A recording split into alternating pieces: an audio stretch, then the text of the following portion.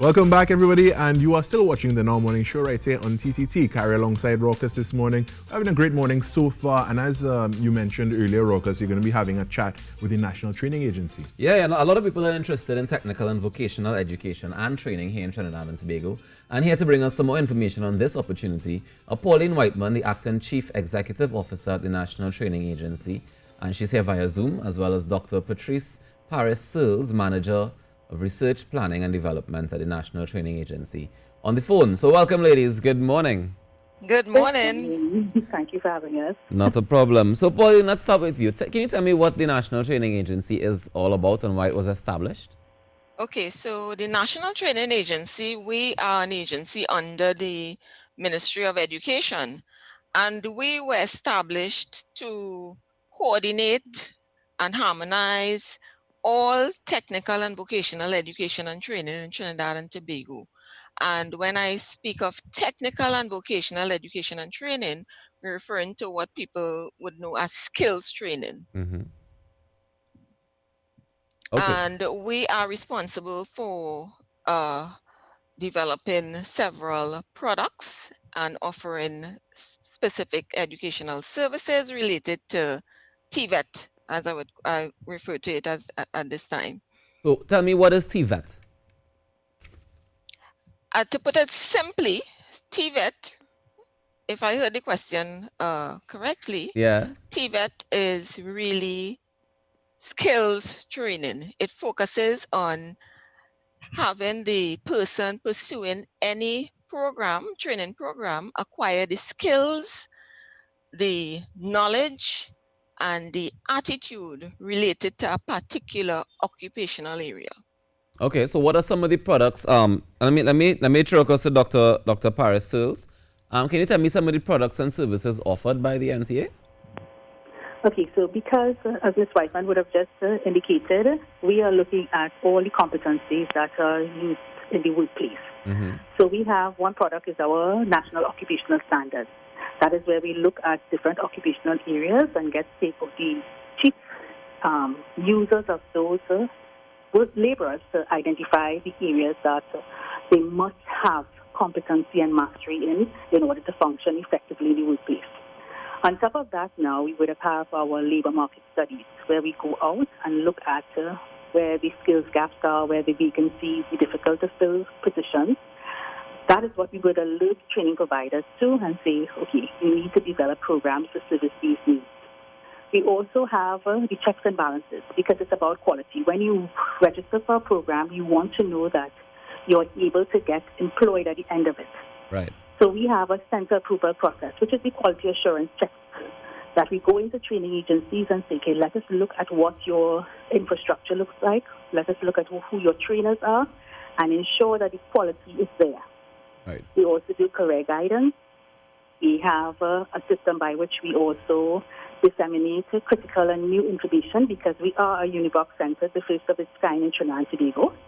And under that aegis, we try to disseminate all the information that is relevant to different stakeholders. So we have webinar series, we have newsletters, we have our convention, which is what we are here to kind of plug for.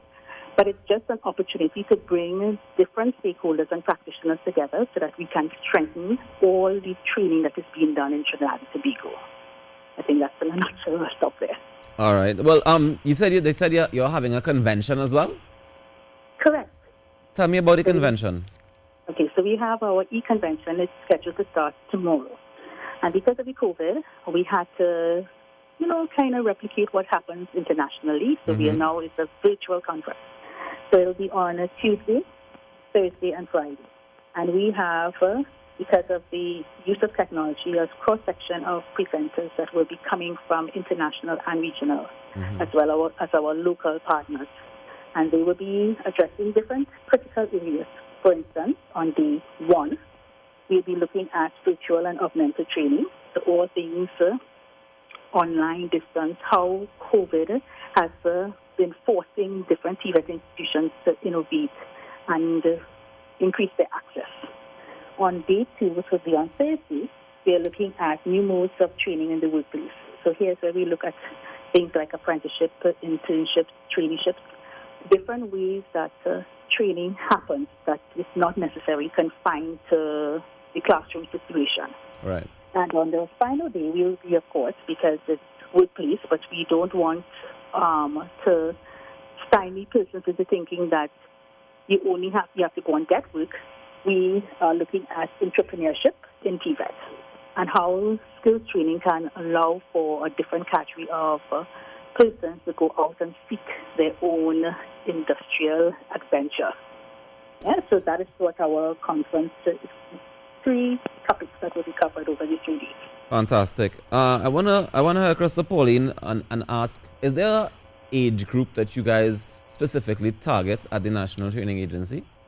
We target secondary school students because we do work with the Ministry of Education to offer the Caribbean vocational qualification to secondary school students. Mm-hmm.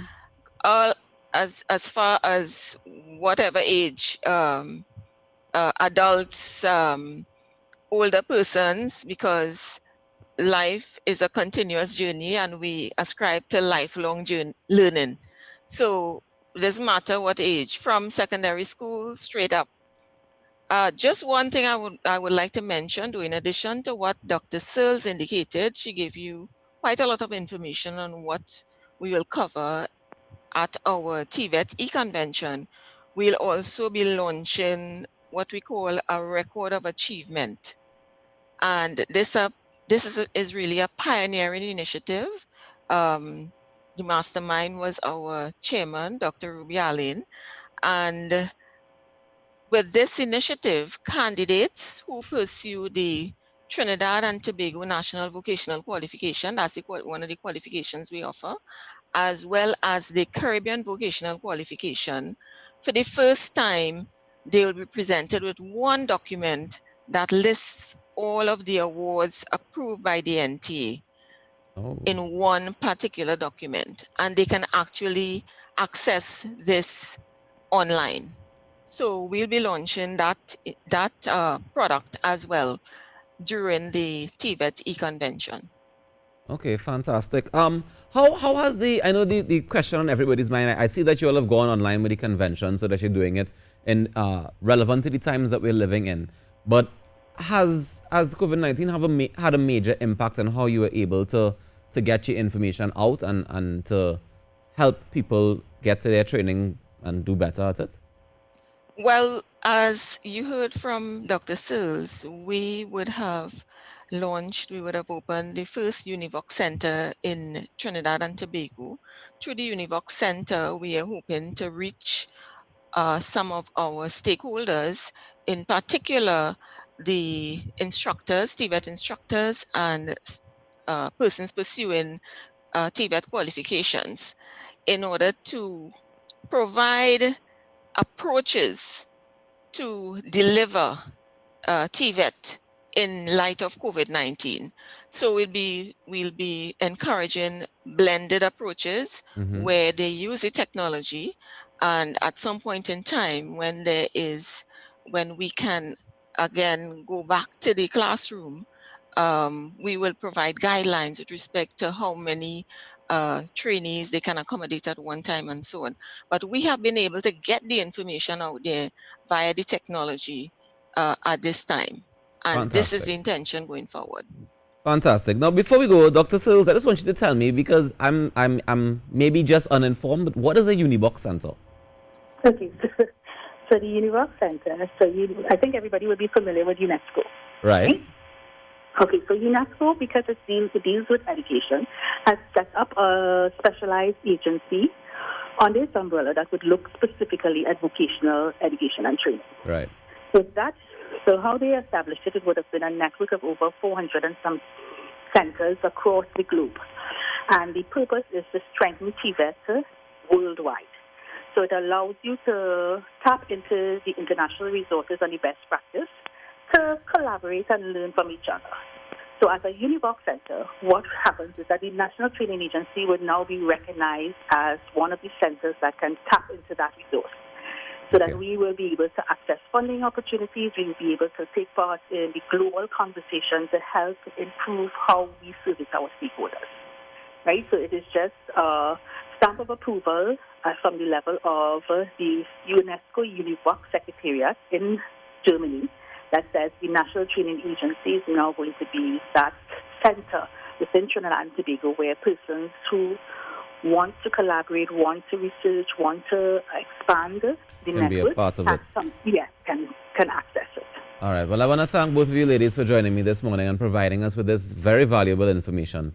I want to remind you guys that interested persons can actually visit their website at www.ntatt.org for more information.